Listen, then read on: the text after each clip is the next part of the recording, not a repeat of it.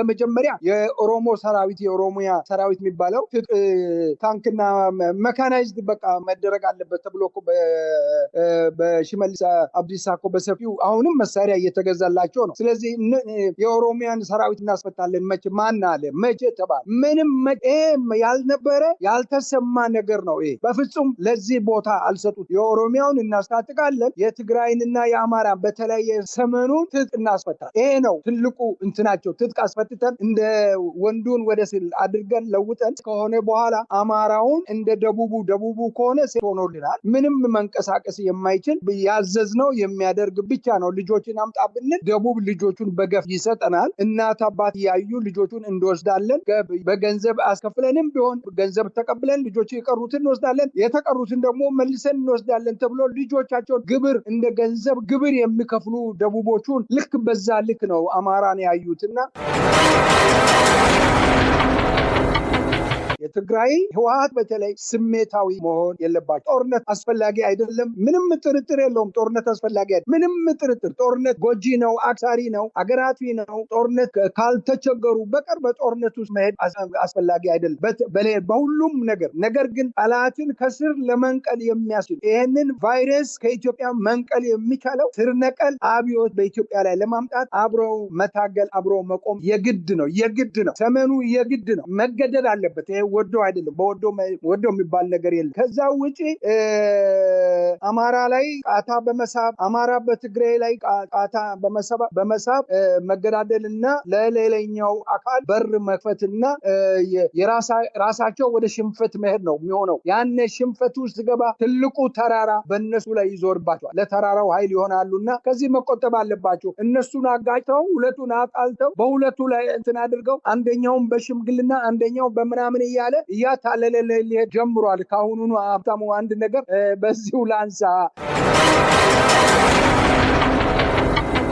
አሁን ትግራይ ከህገ መንግስት በፊት ከዛ አካባቢ ላይ የነበሩ ሰዎችን ህወሓት ገሏቸው። ሰዎችን ሴቶቹን ደፍረው እዛ ተዋለዱ፣ ከትግራይ ከወልቃይት ጋር ተዋለዱ፣ ትግርኛ ተናጋሪን በሚል አንዳንድ ግፍ እንደሰሩ ወልቃይት ጠገዴ ህዝብ ይናገራል፣ በግልጽ ይናገራል። እና የተፈጸመው ድርጊት መሬት ቅሚያ አጋጣሚ ካገኙ ስልጣን ካገኙ ይሄን ነገር እንደሚያደርጉ ታስበው ለወጣቶችም አሁን አንዳንድ ወጣቶችም የሚያወሩት ነጋ ጠባ ወልቃይት ጠገዴ ራያ እያሉ የሚያወሩት በእንትናቸው ውስጥ ይሄንን በአእምሯቸው ስለተቀጠቁ ነው። ወጣቱ የማያውቀው ነው። ስለዚህ ይሄንን የሚያውቁት ልቦናቸው ህወሓትን ልቦናቸው ያውቃል። መሬት የማን እንደሆነ በምን እንትን ላይ እንዳለ ያውቃል። ለዚህ ነው የሁለቱ አገር ሽማግሌዎች ተነጋግረው የሚፈቱት። መሬቱ ደግሞ ለሁሉም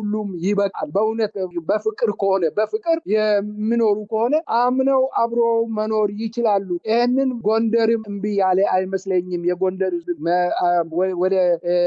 ወደ በፍቅር የሚመጡ ከሆነ ራያም ቢሆን በእንደዛ አይነት ነው። በጠብ ላይ የተመሰረተ መቼም ቢሆን በጠብ ላይ በጦርነት ላይ የሚሆን በቅሚያ የሚሆን ነገር ደም ከማፍሰስና ጦርነት ከማስነሳት ወደኋላ አይልም። ይሄ ገና ብዙ መነጋገርና ተነጋግሮ መፍታት ያለብን ጉዳይ ይመስለኛል።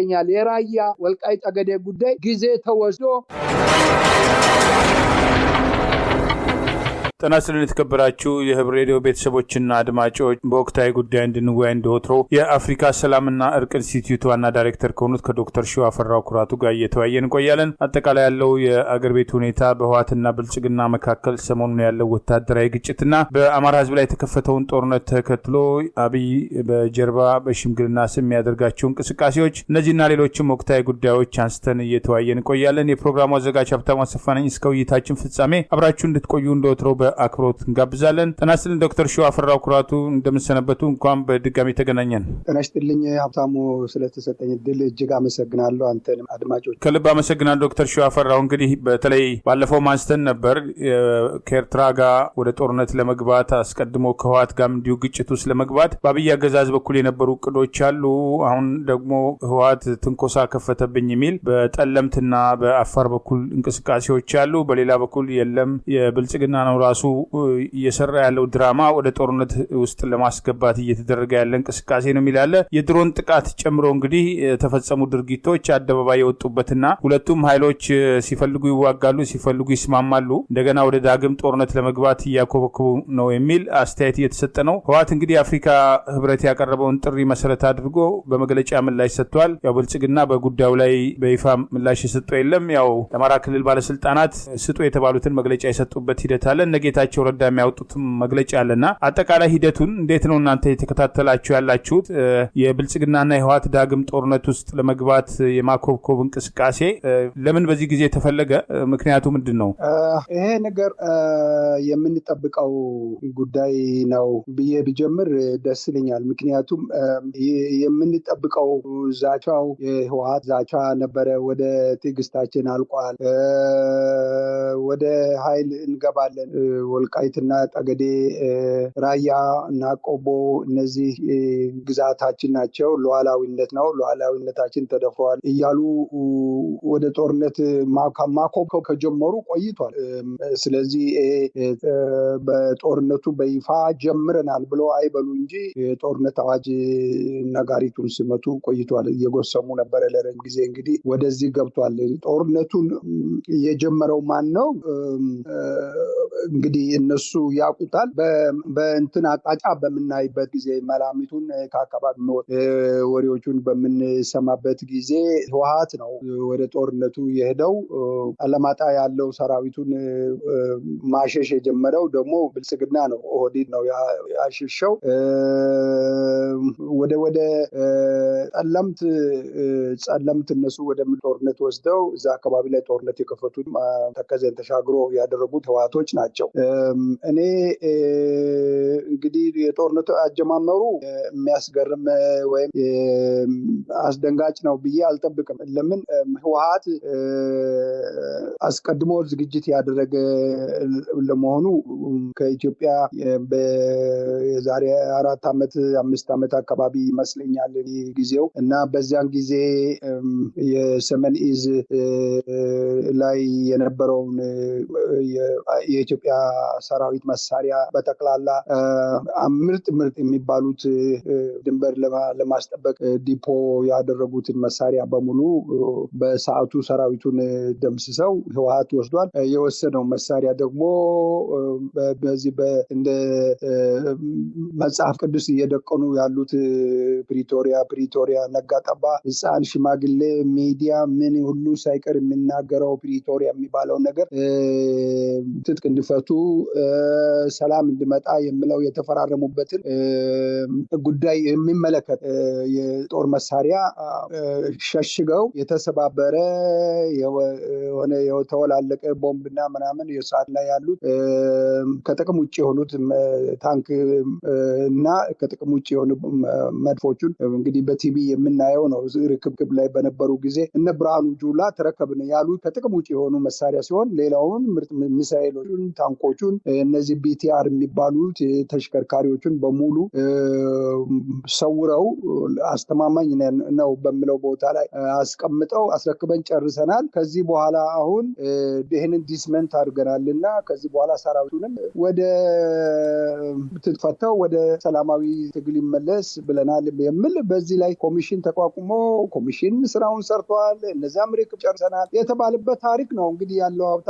ይሄ የውሸት ትርክት ነበረ እና አሁን መሳሪያው መውጣት ጀምሯል። አዎ፣ ግን ምናልባት ዶክተር ሺዋፈራው በተለይ በአማራ ህዝብ ላይ የተከፈተው ጦርነት አንዱ መነሻ የፕሪቶሪያው ስምምነት እንግዲህ በግልጽ ይታወቃል። ህወሓት በአንድ ወር ውስጥ ከባድ መሳሪያን ጨምሮ ትጥቁን ይፈታል፣ ታጣቂዎቹን ወደ ካምፕ ይመልሳል የሚል ነገር ነበር። እንግዲህ አቶ ገዱም ከአብይ ጋር የነበራቸው ልዩነት ምንድን ነው? ኦኬ ህወሓት ይሄንን ትጥቅ መፍታት አለበት በግልጽ ይሄ ትጥቅ ሳይፈታ ግን ፋኖ ያስታውሳሉ እንግዲህ በነ ተመስገን ጥሩነህ የአማራ ክልል እንደውም የተሸጠው ሰይጣን እያሉ ነው መሰለኝ ህዝቡ በአማራ ህዝብ ላይ በተቃራኒ የተሰለፉ ባንዳዎች መጀመሪያ ኢመደበኛ የሚል ክስ አመጡ ከህወሓት ጋር በውስጥ መደራደር በኋላም ወደ ፕሪቶሪያ ለመሄድ ዳርዳር ሲሉ ኢመደበኛ ብለው ፋኖን ሂደህ ማርከህ ታጠቅ ህዝብን ተከላከል ሲሉ የነበረውን ፋኖ እንዲመታ ነው ጦርነቱን ከትግራይ ወደ አማራ ክልል ጎትተን ያመጣ ነው እያለ ለካድሬዎቹ በኋላ የተናገረበት፣ በአደባባይ ግን የአማራ ህዝብ ተካደ እያል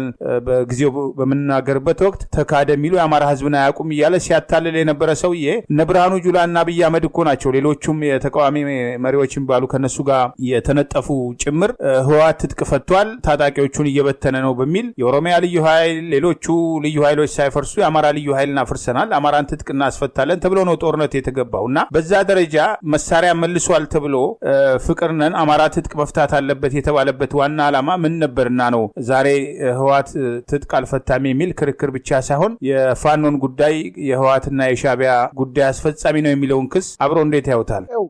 ሀብታሙ ምንድነው እዚህ ጋር እኮ ግልጽ የሆነ ትጥቅ በመጀመሪያ ትጥቅ ፈቷል ጨርሷል ብሎ እኮ ያለው ራሱ እነ ብርሃኑ ጁላ ናቸው። የመከላከያ የሚባለው ሀገር ነው ይሄ ትልቅ የሀገር መከላከያ የሚባለው የራሱ የአንድ ሀገር መከላከያ መሳሪያዎች ከሽጉጥ ጀምሮ ከጥይት ቆጠራ ጀምሮ ቁጥር አለው በመከላከያ ሚኒስቴር ውስጥ በሚኒስቴር መስሪያ ቤት ላይ ይሄ አንዷ ጥይት ቁጥር አለችው ስትገዛ ቁጥር አለው በቁጥር ነው የሚገዛው። እንኳንስ ታንክና መድፍ ቀርቶ እንኳንስ ቢቲአር ይሄ ተሽከርካሪ በእንትን ላይ ተጠምዶ የሚተኩሱ መሳሪያዎች የመካናይዝድ መሳሪያዎች ቀርቶ እኮ ሀብታሙ እያንዳንዱ የታወቀ ቁጥር የለውም ወይ? ተረከበን ስሉ እኮ መጀመሪያ ተረከበን ብሎ እምነት የሰጡት እኮ ብርሃኑ ጁላ ናቸው። መሳሪያውን ተረክበናል ያሉ መሳሪያ አሁን ሲወጣ ምንድን ነው የሚባለው? ምን የእነዚህን ሰዎች ማንነትን የሚያሳይ የእውቀታቸውን የችሎታቸውን የሚያሳይ ማንነታቸው የኢትዮጵያ ውትድርና ምን ውስጥ እንዳለ የኢትዮጵያ አርሚ ምን ውስጥ እንዳለ የሚያሳይ እኮ ነው የሚያሳየው። ይሄ እኔ እንደዛ ነው የሚመለከተው። በመጀመሪያ አሁን እንዳለ ነው መሳሪያቸውን አንጋግተው የወጡትና መድፍና ታንክ በከባድ መሳሪያ ላይ ነው ውጊያው ሲካሄድ የነበረው። በተለይ ወደዚህ ወደ ዋጅራት የሚባለው አካባቢ ላይ የነበረው ጦር በዛ አይነት ነው እና ይሄ ምንድነው የሚያሳየው? የሰራዊቱ በኢትዮጵያ ሰራዊቱ ናት የሚባለው ቤት የራሷን መሳሪያ የማታውቅ ማርሻል ተብሎ የተሰጠ ሹመት ያላቸው ሰዎች ናቸው። ይሄ ነው የሚያናግረን እኛን የሚያስቆጨን ይሄ ነው። የሀገሪቱን መሳሪያ የሀገሪቱን ንብረት የማያውቁ ሰዎች ናቸው እኮ እነዚህ ሰዎች። ከውጭ መሳሪያ ይገዛሉ፣ ወዴት እንደሚሄድ ምን እንደሚሆን እንኳን ማያውቁ ሰዎች። የህዝብ ገንዘብ ከንቱ እኮ ነው የሚፈሰው ሀብታሙ። የህዝብ ገንዘብ በባዶ እያፈሰሱ ነው ያሉት። ማንም ይረከባል፣ ማንም ሊረከብ ይችላል። በዚህ ደረጃ ላይ ስላሉ ነው ዛሬ መሳሪያ ይዞ የመጡ። አንተ ባነሳው በመጀመሪያ የኦሮሞ ሰራዊት የኦሮሚያ ሰራዊት የሚባለው ታንክና መካናይዝድ በቃ መደረግ አለበት ተብሎ እኮ በሽመልስ አብዲሳ እኮ በሰፊው አሁንም መሳሪያ እየተገዛላቸው ነው። ስለዚህ የኦሮሚያን ሰራዊት እናስፈታለን ማን አለ? መቼ ተባለ? ምንም ያልነበረ ያልተሰማ ነገር ነው። ይሄ በፍጹም ለዚህ ቦታ አልሰጡት። የኦሮሚያውን እናስታጥቃለን፣ የትግራይንና የአማራ በተለየ ሰመኑን ትጥቅ እናስፈታለን። ይሄ ነው ትልቁ እንትናቸው። ትጥቅ አስፈትተን እንደ ወንዱን ወደ ስል አድርገን ለውጠን ከሆነ በኋላ አማራውን እንደ ደቡቡ ከሆነ ሆኖልናል። ምንም መንቀሳቀስ የማይችል ያዘዝነው የሚያደርግ ብቻ ነው። ልጆችን አምጣ ብንል ደቡብ ልጆቹን በገፍ ይሰጠናል። እናት አባት ያዩ ልጆቹን እንወስዳለን። በገንዘብ አስከፍለንም ቢሆን ገንዘብ ተቀብለን ልጆቹ የቀሩትን እንወስዳለን፣ የተቀሩትን ደግሞ መልሰን እንወስዳለን ተብሎ ልጆቻቸውን ግብር እንደ ገንዘብ ግብር የሚከፍሉ ደቡቦቹን ልክ በዛ ልክ ነው አማራን ያዩትና አማራን በዛ ቁጥር ውስጥ እናስገባለን ነው። እንደ ደቡቡ እንደ ምዕራቡ በእንደዛ አይነት ነው የምናደርገው ተብሎ ነው ዝግጅት ያደረጉት። ደቡብ እንደማይተናካሳቸው እንደማይነካቸው ምንም አቅም እንደሌላቸው ያውቃሉ። ስለዚህ ማንን ነው ማስፈታት ያለባቸው? መሳሪያ የሚወድ መሳሪያን የሚያውቅ አማራ ነውና አማራውንና ትግሬን መሳሪያ ካስፈታን በስልጣናችን ተንደላቀን እንደፈለግነው አድርገን ኦሮሚያን እናቋቁማለን። ይሄ ነው የኦህዴድ ኦብጀክቲቭ። ይሄንን ለማስፈጸም ነው የተነሱት። ስለዚህ ይሄ አሁን እየተጋለጠ መጣ። ትግራይም የራሱ የማረከውን የዘረፈውንና የማረካቸው መሳሪያዎችን ማስቀመጫ ቦታ አለው። ይሄን ጌታቸውም መስሯል። በደንብ የተቀበረ መሳሪያ እየወጣ ነው ብሎ በደንብ አድርጎ ተናግሯልና በዚህ አይነት ሁኔታ ነው ያለው። ይሄ ከመጀመሪያውኑ የአፍሪካ ህብረት ነው ምናምን የሚባለው ዝም ብሎ ምንም ማድረግ የማይችል ከምንም ጋር አንዱ አምባገነን 54 አምባገነኖች እኮ እኛም እኮ ሄደን ገብተን አይተናል። 54 አምባገነን ነው እኮ ተመሳሳይ ናቸው። ምንድነው ከነዚህ የሚለዩት? አሁን ለእርቅ የሚጠይቁት ለውልመንት የሚያደርጉት በምን መልክ ነው የሚወጣው? ይሄ የማይሆን ነገር ነው ሀብታሙ። ስለዚህ ወገብን ጠበቅ አድርገው ኦህዴድን ማፍረስ የሚቻልበት ቦታ ላይ የሰመኑ አሁን ትግሉ ሰመኑ የሚባለው አብሮ በመቆም ትግሉን በጋራ መግፋት አለባቸው። ያለበለዚያ ቅማንት ነኝ አገው ነኝ ምናምን ነኝ አይሰራም።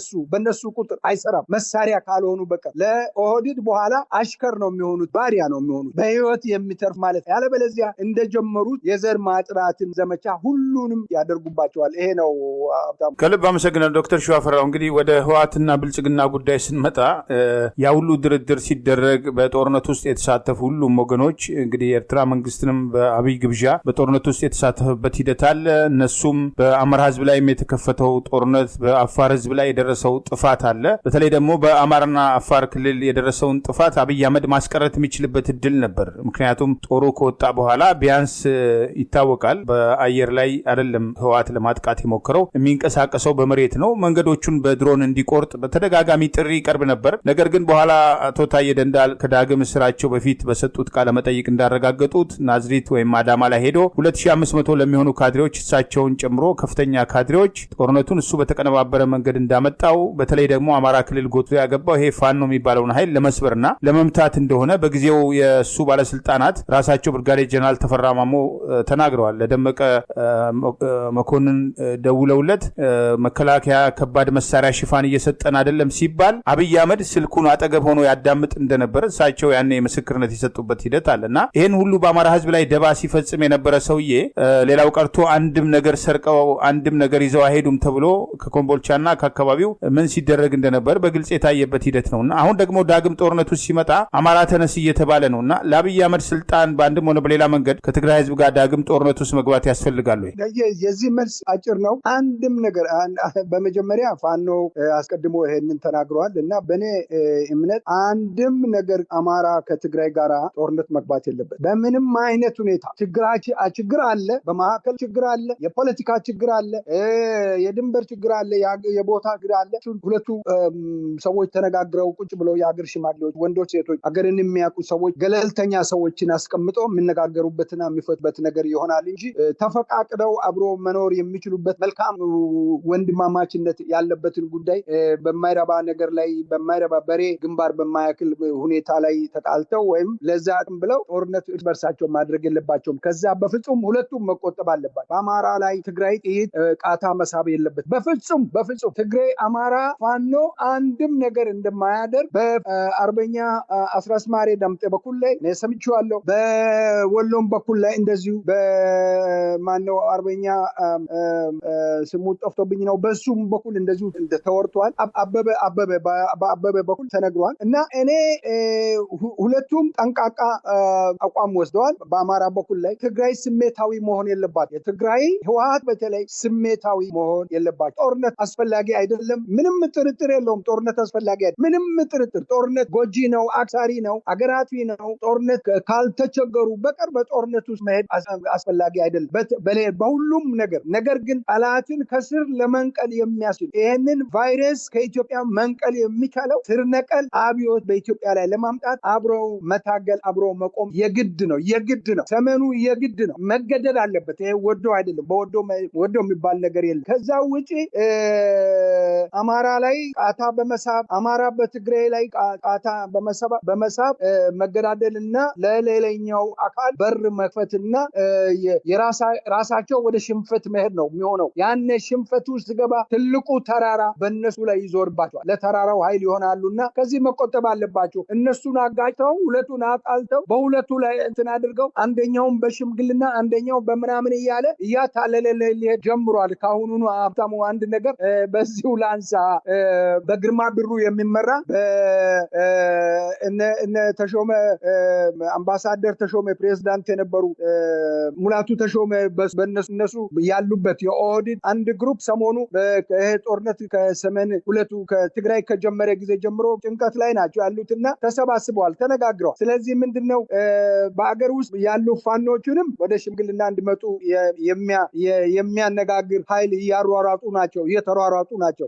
ውጭም በኩል ላይ ያሉት እነ ዳዊት ወልደ ጊዮርጊስን እነ ልዑልን ከአስራት ካሳ ልዑል አስራት ካሳ ልጃቸውን ሉሉንም ሎቢ የሚያደርግ እነ ዶክተር አክሎክንም እነ ሻለቃ ዳዊት ወልደ ጊዮርጊስን እና አምባሳደር ገብረ መስቀልን እነዚህ የመሳሰሉት ባለፈው በሽምግልና ላይ የነበሩትንም ወደዚሁ እንዲገቡ ወደ እርቅ እንዲመጡ ኦህዴድ ሰው መድቧል። እነ ጀነራል ተስፋዬ የአየር ወለድ አዛዥ የነበሩ እነ መርዳሳ ሌሊሳ ጀነራል መርዳሳ ሌሊሳ የመሳሰሉት እነ 3 ነው 4 የቀድሞ ጀነራሎችን የመሳሰሉትን ሰብስቧል። ብቻ ምንድነው ሰዎቹን እያፈላለጉ ነው ያሉት፣ እየተሯሯጡ ነው ያሉት። በአሁኑ ሰዓት ላይ ለሽምግልና በሽምግልና እንጨርሳለን የሚል ነው። ግን ዶክተር ሸዋፈራው ይሄ የሽምግልና ድራማ ውስጥም በአንድም ሆነ በሌላ መንገድ ያው ከጀርባ የሚያነጋግሯቸው ሰዎች በተለያየ መንገድ እንቅስቃሴ ውስጥ ያሉ ሰዎችን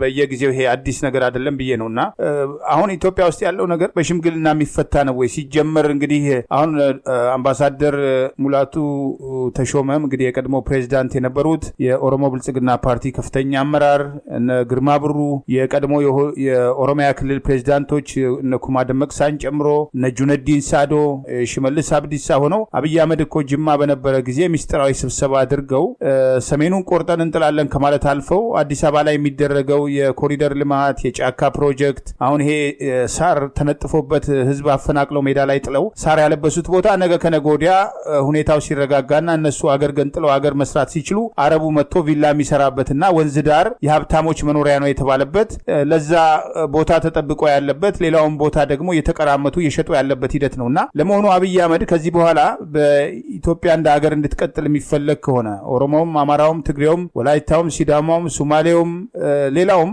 በጋራ አብሮ መኖር የሚችልበት አገር ለመፍጠር አብይ እዛ ጋር ተቀምጦ በየትኛው አይነት ሽምግልና ነው እዛ ሀገር ላይ የተረጋጋ ስርዓት የሚመጣው? እነሱ እኮ ኦልሬዲ አስቀምጠዋል፣ አላማቸውን ግባቸውን አስቀምጠዋል። አገር አፍርሰው አገር ለመስራት ነው እየተንቀሳቀሱ ያሉት። ሰሜኑን ቆርጠን እንጥላለን ሲል የነበረ ኃይል ነውና በአንድም ሆነ በሌላ መንገድ ግለሰቦች ለዚህ ስርዓት ሽምግልና ይባል ምን የፈለገ ሊለመጡም ይችላሉ፣ የራሳቸውን ሀሳብ ሊያራምዱ ይችላሉ። ግን ኢትዮጵያ ውስጥ ያለው ችግር በሽምግልናና በዚህ አይነት ድራማ የሚፈታ ነው ወይ?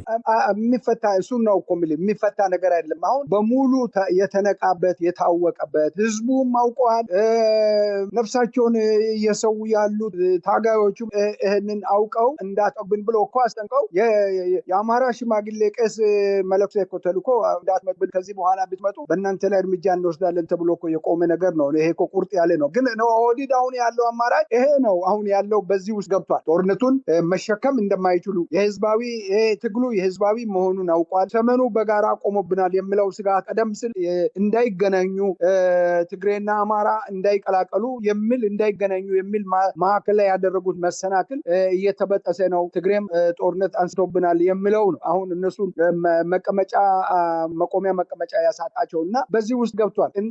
በዚህ ሁኔታ ላይ መደነጋገር የለባቸው። ሽምግልና የሚባል ነገር የለም። እነዚህ ይሄን ነገር ያነሱ ሰዎች ኢትዮጵያ እንድትፈርስ አዲስ አበባ የኦሮሞ ከተማ ናት፣ የኦሮሚያ አገር ናት የሚለውን ሲሉ የነበሩ ኢትዮጵያን የመጠጧት የሀገሪቱን ሀብት የመጠጡት ብሔራዊ ሀብት የሚባለውን ነገር በሙሉ ያወደሙ ሰዎች ናቸው። እነዚህ ንብረታቸው ሀብታቸው ስላሳሳቸው ነው እንደዚህ አይነት ነገር ውስጥ የገቡትና ለራሳቸው ተጨንቆ ነው። በዚህን ጊዜ ሌላኛው ጎራ ተጠናክሮ በጋራ ይሄንን ነጥተው በጋራ ቆሞ መግፋት ነው ያለበት። መግፋት ነው ያለው ነገር ምንድነው? ጥርስን ነጥተው እነዚህን ስር ነቀል ትግል በእነዚህ ላይ ማካሄድ ነው።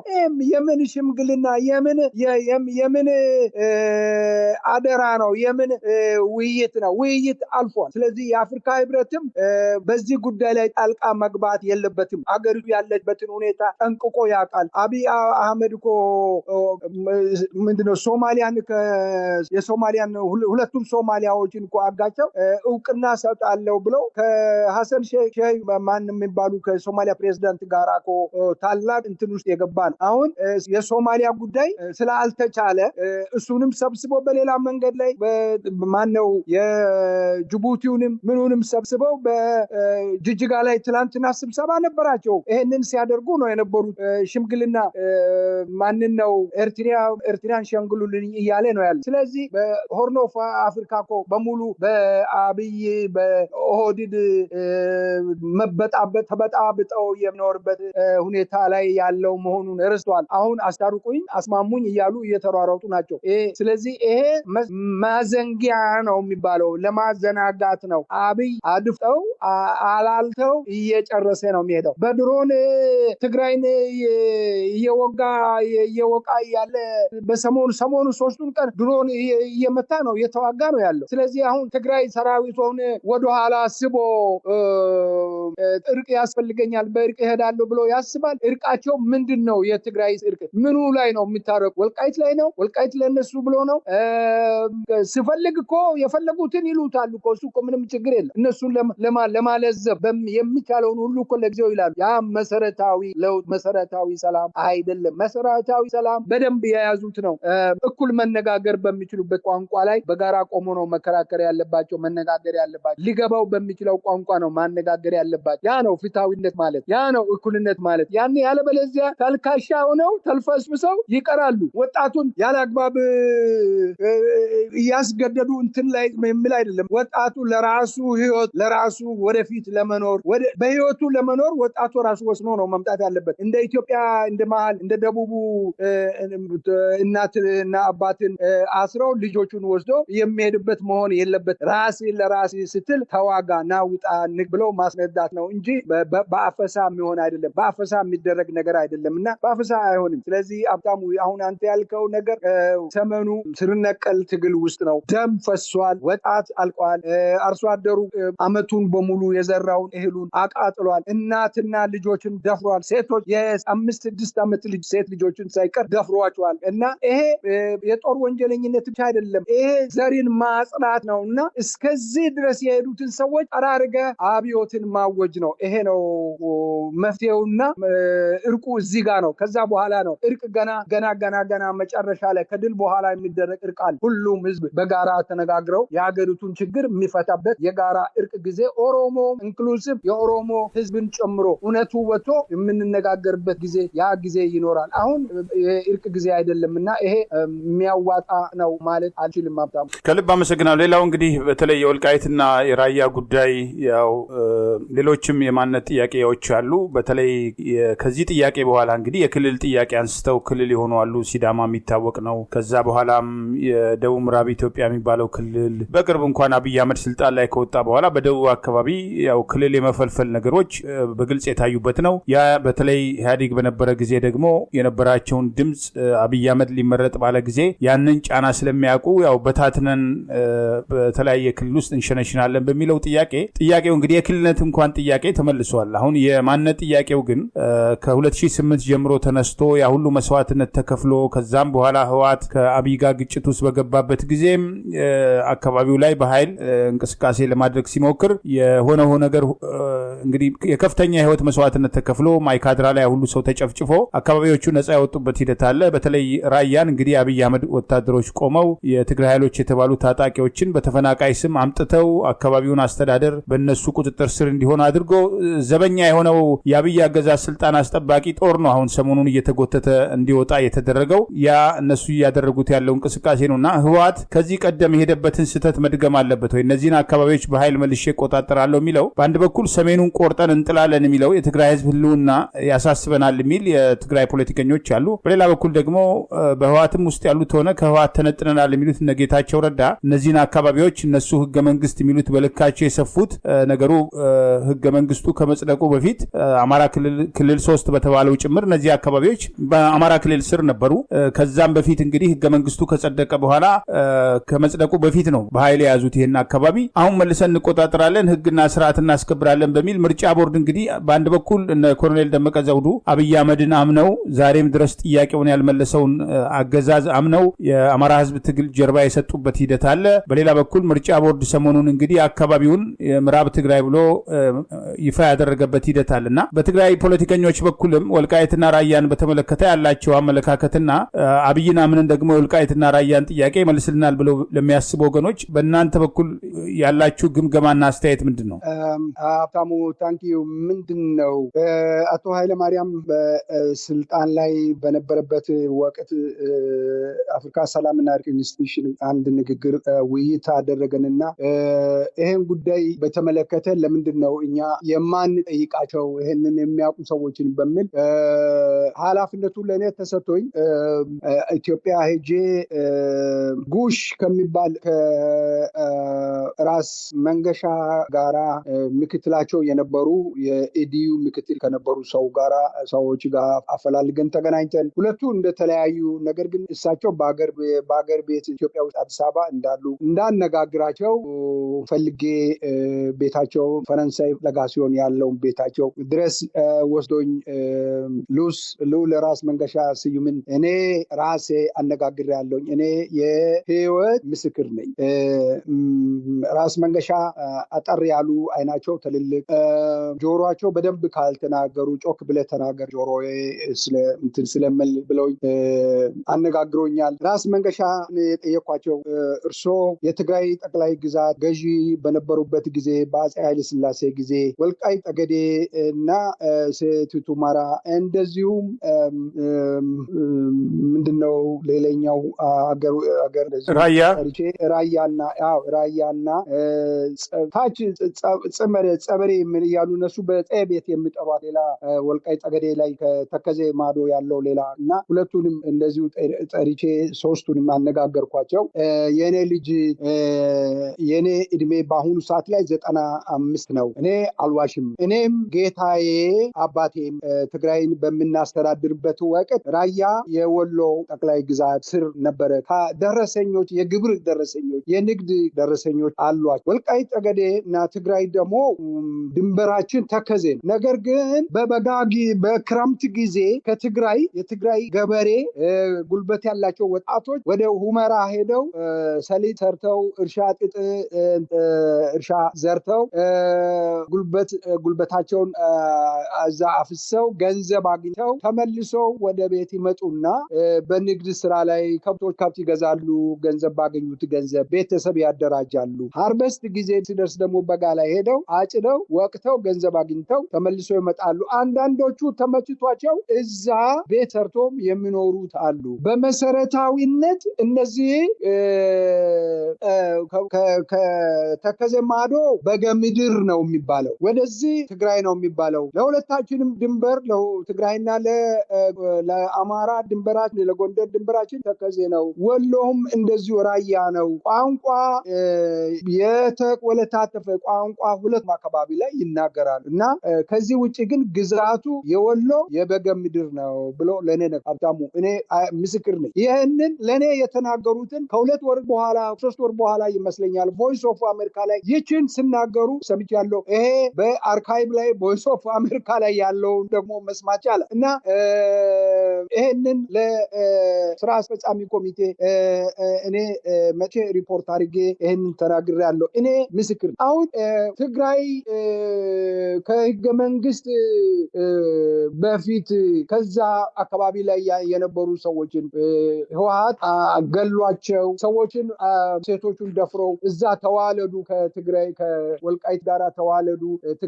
ትግርኛ ተናጋሪን አስበሚል አንዳንድ ግፍ እንደሰሩ ወልቃይት ጠገዴ ህዝብ ይናገራል፣ በግልጽ ይናገራል እና የተፈጸመው ድርጊት መሬት ቅሚያ አጋጣሚ ካገኙ ስልጣን ካገኙ ይሄን ነገር እንደሚያደርጉ ታስበው ለወጣቶችም አሁን አንዳንድ ወጣቶችም የሚያወሩት ነጋጠባ ወልቃይት ጠገዴ ራያ እያሉ የሚያወሩት በእንትናቸው ውስጥ ይሄንን በአይምሯቸው ስለተቀጠቁ ነው። ወጣቱ የማያውቀው ነው። ስለዚህ ይሄንን የሚያውቁት ልቦናቸው ህወሓትን ልቦናቸው ያውቃል። መሬት የማን እንደሆነ በምን እንትን ላይ እንዳለ ያውቃል። ለዚህ ነው የሁለቱ አገር ሽማግሌዎች ተነጋግረው የሚፈቱት። መሬቱ ደግሞ ለሁሉም ይበቃል። በእውነት በፍቅር ከሆነ በፍቅር የሚኖሩ ከሆነ አምነው አብረው መኖር ይችላሉ። ይህንን ጎንደርም እምቢ ያለ አይመስለኝም። የጎንደር ወደ በፍቅር የሚመጡ ከሆነ ራያም ቢሆን በእንደዛ አይነት ነው። በጠብ ላይ የተመሰረተ መቼም ቢሆን በጠብ ላይ በጦርነት ላይ የሚሆን በቅሚያ የሚሆን ነገር ደም ከማፍሰስና ጦርነት ከማስነሳት ወደኋላ አይልም። ይሄ ገና ብዙ መነጋገርና ተነጋግሮ መፍታት ያለብን ጉዳይ ይመስለኛል። የራያ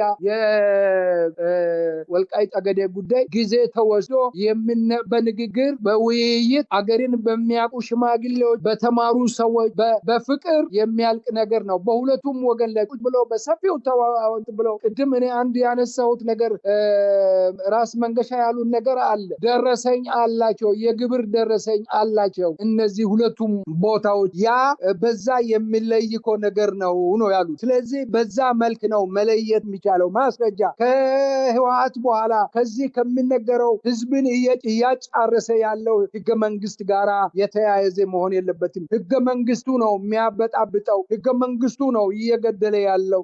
እንዲገዳደሉ የሚያደርገው ህገ መንግስቱ ነው። ዛሬ ለአብይ አህመድ ለሚባለው ሰው ስልጣን ተሰጥቶኛል እያለ የሚያወራው ይሄ የውሸት የሐሰት በግፍ የተሰራ የመለስ ዜናዊ በደደቢት ላይ የሰሩ ያዘጋጁት ህገ መንግስት ነው። ስለዚህ እሱ ነገር ነው መቅረት ያለበት ሀብታሙ፣ እሱ መወገድ ያለበት። ከስር መነቀል ሲባል ይሄ ነው።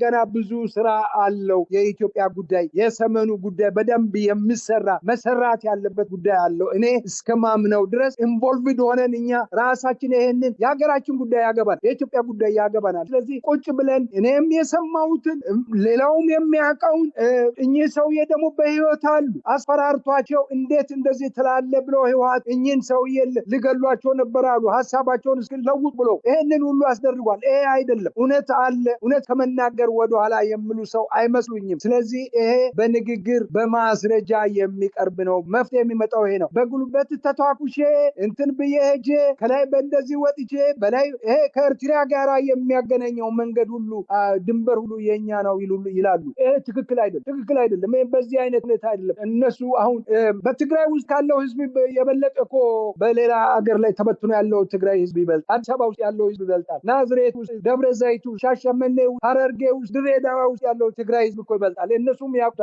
እንዴ ሰው ወደ አንድ ቦታ ሲሰባሰብ አደጋ ነው የሚገጥመው፣ ችግር ነው የሚገጥመው። ትናንትና እነመለስ እኮ ከኢትዮጵያ ጠራርገን ኤርትራውያንን እናወጣለን ብሎ ያወጡት በሙሉ ወደ አስመራ ሄዶ ሞቶ ነው ያለቁት።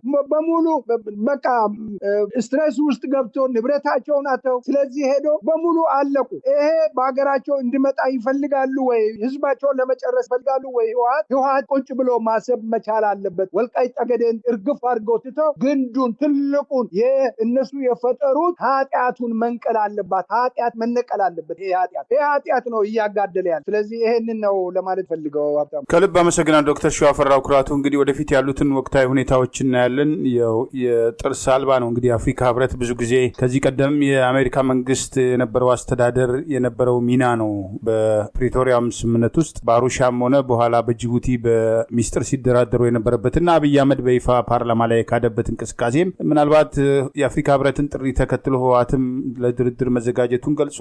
ወደፊት ምን ይሆናል የሚለው በተለይ ደግሞ ምዕራባውያን አሁን ባላቸው ሁኔታ በራሳቸው ብዙ ጉዳይ በተያዙበት ሂደት ውስጥ ጦርነቱ እንዴት ይሆናል የሚለው አንድ ነገር ሆኖ እንግዲህ ጦርነት አያስፈልግም የሚለውን ሀሳብ አንስተን ያሉትን ሁኔታዎች ተወያይተናል። ለሰጡን ማብራሪያ ከልብ አመሰግናለሁ ዶክተር ሺዋፈራው ኩራቱ። እንደወትሮ ሁሉ ወደፊትም በሌሎች ወቅታዊ ጉዳዮች እንደምንገናኝ ተስፋ አደርጋለሁ። እግዚአብሔር ይስጥልን ለነበረን ቆይታ። እኔም እጅግ አድርጌ አመሰግናለሁ ሀብታሙ። እዚህ ላይ መታለፍ የሌለበት እርስ በርስ ጦርነት እየተካሄደ በሀገር ውስጥ ሁለት ጦርነት እየተካሄደ አንድ ጦርነት አይደለም ሁለት ጦርነት እየተካሄደ ሉዓላዊነት የሚባል ነገር የለም። ሉዓላዊነት የት ነው ያለው? እንዴት አይነት ሉዓላዊነት ነው የሚታሰበውና ሉዓላዊ የሚሉት ሰዎች ይሄንን ጨዋታ ቢያቆሙ መልካም ነው። ይሄንን ያቆሙ።